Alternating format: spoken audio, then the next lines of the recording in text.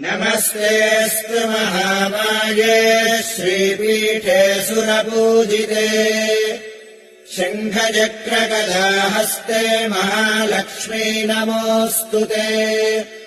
नमस्ते गरुडारूढे डोलासुरभयङ्करी सर्वपापहरे देवी महालक्ष्मी नमोऽस्तु ते।